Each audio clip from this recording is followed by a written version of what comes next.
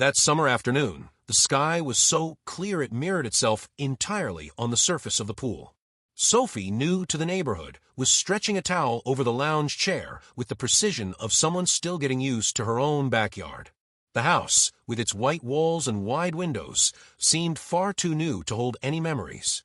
After 20 years on the police force, Sophie could finally breathe a little deeper. Every corner of that place had been earned through long shifts, sleepless nights, and decisions that still echoed in her memory. The pool, in particular, had been her final criterion in the decision. She wanted something that symbolized lightness, a space that was hers alone. As she sat, feet dipped in the cool water, Sophie studied the contours of the back wall. It was the only thing breaking the view of the sky. Still, she felt good there, at peace. She had no idea that behind that wall, someone was already watching her with more than just curiosity. On the second day, Sophie noticed a brief movement in the neighboring house. A curtain closing too quickly, a window that always seemed aimed at her backyard. She didn't pay much attention. Curious neighbors were common, especially in quiet neighborhoods like that. But the next day, the scene repeated itself. She had just come out of the pool, wrapped in a towel, when she noticed the man standing behind the fence.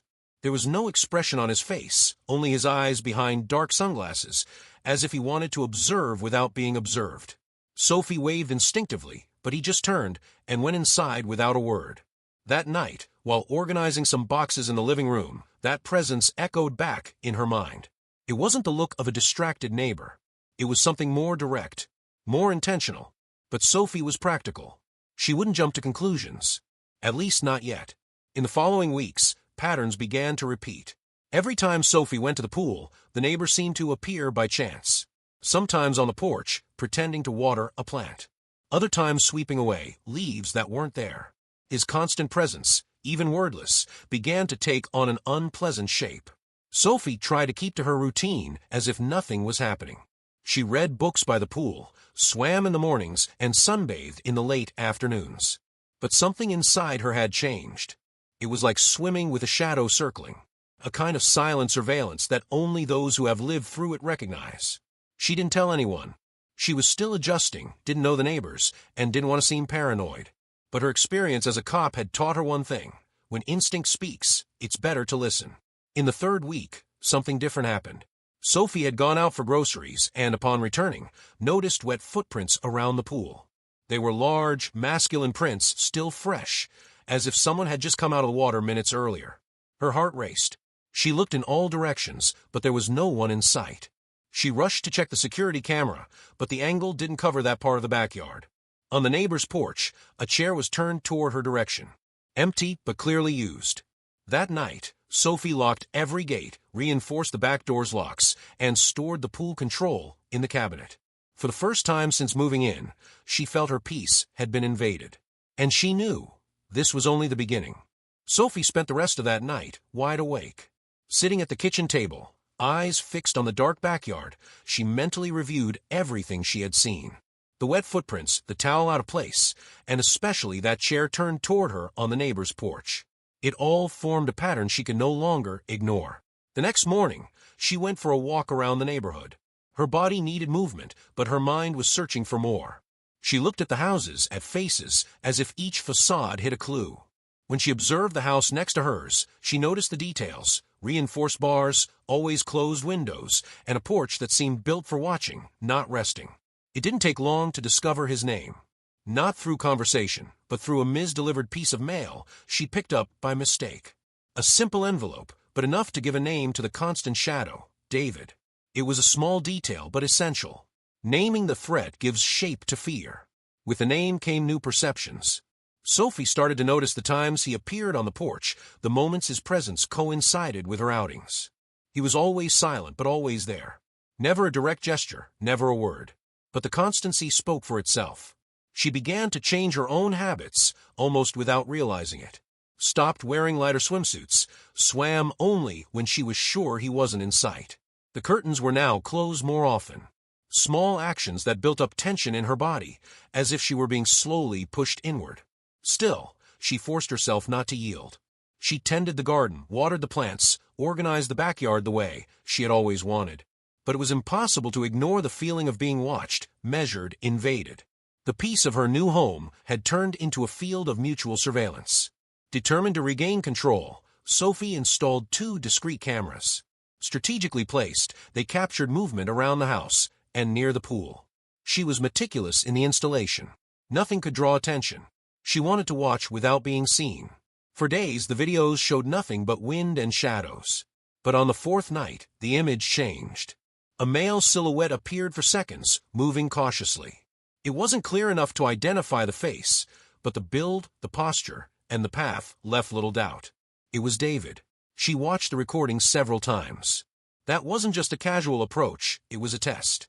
He was mapping the terrain, understanding the limits. And what frightened Sophie most wasn't the act itself, but the calm with which he did everything, as if he believed he had a right to that space. The phone vibration woke her at 2:47 a.m. The camera alert had been triggered. Still adjusting her eyes to the light, Sophie opened the app and saw the live images. David was inside the backyard, wet, barefoot, and walking with the ease of someone who had done this before. He approached the pool, touched the water, sat for a moment on the lounge chair she usually used. All in silence, like an intimate ritual. After a few minutes, he got up and left through the same side he entered, leaving behind the damp trail of his presence. Sophie sat motionless, phone in hand, eyes fixed on the back door. There were no more doubts. This had crossed every line. She knew it was time to act, but not impulsively. As in her days on the force, the next step would require strategy, patience, and precision. The morning after the invasion, Sophie woke up before sunrise. Her body, though exhausted, refused to rest. It was as if every muscle were in a constant state of readiness, as if sleep itself was a threat. For the first time in years, she didn't feel at home, not even inside her own skin. She spent hours circling the house with her eyes, checking locks, cameras, lights. There was nothing out of place, and maybe that was the most disturbing part. David didn't leave traces, only the uncomfortable certainty that he had been there. He seemed to know exactly how to break in without being caught. Sophie walked to the edge of the pool and crouched, watching the trembling morning reflection in the water. That pool, once a symbol of freedom, now seemed like an emotional minefield. Something had been taken from her there, and she knew that to get it back, locking the door wouldn't be enough. In the days that followed, Sophie pretended to keep a routine. She walked with the same calm pace, watered the plants, swept the yard. On the outside, she was still the newly retired woman trying to enjoy her new house. On the inside, she was constantly calculating. Every gesture was measured, every move evaluated. The cameras kept recording. David came back, always at night, always silently. Never for more than a few minutes, never doing anything that could be formally reported. He orbited her territory like a thief of air. His constant presence was more suffocating than any proof. Sophie felt the isolation growing. She didn't know the neighbors, and even if she did, she wouldn't know what to say. Her past had taught her that not everyone is ready to listen, much less to believe. It was like being the only person awake in a city that insists on sleeping. On a sweltering afternoon, Sophie sat on the living room couch with an old box in her hands. Inside it, papers from her time on the force, reports, crime scene photos, handwritten notes. Many of them told stories of women who had also been watched, followed, dismissed. She read each one as if for the first time, but now with a new lens. The expressions, the words used, the hesitations, everything carried greater weight now. It was as if all those stories compressed inside her, silently saying that what she was living through wasn't an exception. There's a kind of pain that doesn't scream, but saturates. Sophie felt that as she looked at her own backyard through the window. It was the same look she had seen on the faces of many women before her, a mixture of shame and rage. But unlike many of them, she knew how to respond. At the end of that week, Sophie began researching discreetly. Nothing too obvious, just articles about home security, deterrent devices, and a few niche forums about pool maintenance. Each reading was a puzzle piece fitting into a picture only she could see. She began listing everything she knew about David, schedules, routines, habits. The pattern repeated with almost sick precision. This wasn't just voyeurism, it was a methodical obsession. And as frightening as that was, it was also predictable. And everything that's predictable can be confronted. While organizing this information in a discreet notebook, Sophie felt something shift. It wasn't courage, she had never lost that. It was focus. She knew the justice she sought wouldn't come from the police or neighborhood rules. It would come from her. and it would come at the right time. On Monday morning, Sophie didn't go out to the backyard. For the first time since moving in, she avoided the sunlight and the sound of the water. The pool, which used to call to her, now seemed too quiet. It was a heavy silence, as if hiding unseen witnesses to what had been happening there. The cameras had recorded another nighttime visit. David had slowly walked to the edge of the pool, crouched down, and touched the surface of the water, like someone greeting an old acquaintance. Then he sat for 10 minutes on the lounge chair Sophie usually used. All of this at 3 in the morning. Watching the recording felt like watching her privacy be stripped away in slow motion. It wasn't just her space being invaded, it was the very idea of safety, of ownership over that territory. She didn't cry, but something inside her gave way. A small internal landslide, imperceptible at first glance, but irreversible. The following afternoon, Sophie left the house only to collect the mail. Among bills and ads, she found a plain white envelope with no sender. Inside, a single photo, her in the pool, back turned, in a swimsuit. The photo had been taken from above, clearly from the window of the neighboring house. She walked back inside with short steps and trembling hands. That image wasn't just a snapshot, it was a warning. A silent message of power. David had made it clear that he could enter her space, yes, but now he also possessed her from a distance, through the lens, through the click. Sophie sat on the kitchen floor, still holding the photo. The humiliation was like a thick liquid sliding down her throat. This was no longer just an act of invasion. It was control. It was violence. And worst of all, it was still invisible to everyone else. In the following days, Sophie walked through the neighborhood with her eyes down. The feeling of being watched was no longer confined to the backyard. Now it was as if the whole world knew. People seemed quieter, more rushed, or maybe it was just her, unable to connect anymore. She tried seeking institutional help. Called numbers, filled out forms, but everything felt cold, distant. The footage didn't show anything explicit. The reports didn't prove direct aggression. The machinery of justice was too slow to contain the kind of terror that lives in the dark. She started avoiding windows. The house began closing in like a suffocating cocoon. The pool lights remained off. The plants around it began to wilt. And Sophie, once so methodical and strong, became only presence. A body that occupied space, but without the spirit of someone who believed she belonged there. That muggy night, Sophie noticed a slight draft coming from a hallway.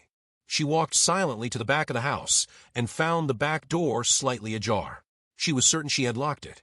The latch was intact, but something wasn't right. A chill ran down her spine. Upon entering the bedroom, she noticed the curtains slightly shifted, as if brushed by a hurried hand. On the dresser, her underwear drawer was out of place. Nothing had been taken, but everything had been subtly altered. As if someone had entered just to see, to feel, to be there. The bed still held the imprint from a night before, but now it felt less hers. Sophie stood for minutes in the center of the room, looking around as if trying to pinpoint the exact moment her dignity had been touched. There was no destruction, no sound, only the invisible trace of presence. And that's the cruelest kind of aggression, the kind that leaves everything seemingly in place, but shifts everything inside the one who feels it. The morning after the invasion of her bedroom, Sophie walked through each room with a clinical gaze. She touched doors, pushed windows, examined locks. The house seemed intact, but she was no longer the same. What had once been a home was now evidence. Every detail could be a trace of presence. With her phone in hand, she reviewed all recordings from a night before. There was no image of him entering the house, but there was a strange glitch in the system for almost 20 minutes. The backyard camera had frozen, and when it resumed, the door was ajar. It was the kind of error someone with experience could trigger. Sophie wrote everything down in a small black notebook. Times, failures, movements. She knew filing a report wouldn't help without proof. And proof, as she'd learned over the years, wasn't collected in haste. It was built with patience. Like an invisible siege. Sophie spent the rest of the week barely leaving the house. Not out of fear, but out of focus. Her body operated in a state between survival and strategy. She slept little, ate only what was necessary, and spent hours in front of the computer reading articles about pool chemistry, reagent products, thermal sensors. She remembered an old conversation with a colleague from her police days. He had mentioned a substance used to detect leaks in large tanks, a harmless dye, activated by the pH of skin and certain cosmetic compounds. Disguised in water, it made visible what no one expected to see. Sophie ordered a sample. She tested it in buckets at different concentrations with common lotions and sunscreens. The effect was subtle but effective. At the slightest contact, the water turned a deep blue that lingered on the skin for days. It didn't cause pain, but left a mark impossible to hide. With everything ready, Sophie cleaned the pool more carefully than ever. She repositioned the cameras, reviewed the recording system, checked locks and gates. The yard lights were set to turn on automatically, and the motion sensors were finely calibrated. That night, she poured the substance into the pool, gradually mixing it to ensure complete dispersion. The surface remained clean, crystal clear, inviting. No sign revealed what was in it. It was a silent invitation disguised as routine. And she knew, with a certainty deep in her bones, that he would come. Once everything was ready, Sophie turned off the lights and sat in the living room armchair, phone by her side, monitor in front of her. There was no fear anymore. Only a dense waiting, full of meaning. This wasn't about revenge anymore. It was about restoring something that had been taken. Her dignity. For 2 days, nothing happened. David didn't show up. No alerts went off. No suspicious movement was seen. The tension hung in the air like a live wire about to snap. Sophie kept the plan intact. The water remained untouched, the trap silently glowing under the sun. On the 3rd day, late in the afternoon, she noticed subtle signs. A shadow crossing the neighboring yard, the creak of wood under a footstep, the muffled sound of steps on the back path. It wasn't fear she felt now, it was almost anticipation, as if her own breath were ticking in sync with his. That night, Sophie left the back door slightly ajar. The house lights were off, but she didn't sleep. She lay still, eyes open in the dark. The wait was no longer uncertainty, it was scheduled certainty. The moment was near, and when it came, he would not leave clean. It was on a hot early morning, 3 days after the trap had been set. Sophie was awake, lying in total silence, when her phone vibrated with a motion alert. She got up slowly, body steady, heart in control. When she opened the monitor, there he was. David had walked through the side gate as if he owned the path, wearing light shorts and carrying a towel over his shoulder. He walked barefoot, face relaxed, as if repeating a ritual. The camera captured every step, every gesture, every second of his trespassing. He dove without hesitation. The water rippled gently, lit by the faint light from the porch. For several minutes, he swam calmly, floated, stretched inside someone else's pool. Until the change began, slow, almost imperceptible. A vibrant blue hue started to appear on his skin. Within minutes, the dye had spread. David's shoulders, chest, face, and arms were coated in a deep, vivid blue. He noticed the change when he placed his hands on the edge to climb out and saw his fingers stained. For a moment he froze. Looked around, confused. The backyard lights switched on all at once. The sensor had been triggered by Sophie's remote command. And with the light, the cameras resumed recording in high definition, every detail of the man marked by the invasion. The footage was sharp, clear, undeniable. David tried wiping his face with the towel, rubbing his arms, but it was useless. The product had reacted with sweat and the cosmetics on his skin, just as planned. Each attempt to hide only made him more visible, more guilty. And then he realized. He was being watched. The next morning, Sophie turned over all the recordings to the authorities. Not with shouting, not with drama, just a carefully organized dossier. With timestamps, images, videos, testimonies, and even the anonymous envelope with the photo. Everything was there. Complete. Irrefutable. The police acted quickly. The evidence was strong enough for a warrant. David was arrested the same day, still stained with bluish marks that hadn't yet faded. He tried to claim consensual entry, but the records shattered any alternate version. The once silent neighborhood watched the commotion with wide eyes. Some feigned surprise. Others muttered regret. But no one doubted anymore. David wasn't just eccentric, he was a predator. And thanks to Sophie, he would now answer for it.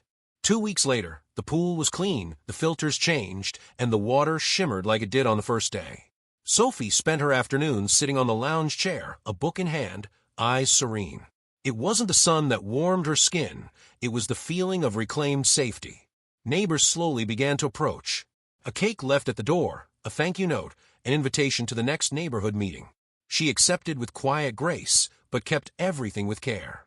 She knew something stronger than pain was being born there. Respect. On the hallway wall, there was now a single framed image. Captured from the video, a man covered in blue, exiting the pool, eyes downcast, body exposed under the light. The caption below didn't name names. Only a simple sentence. Here, no one enters without permission. Tell me in the comments if you think David got exactly what he deserved. Don't forget to subscribe to watch the next story.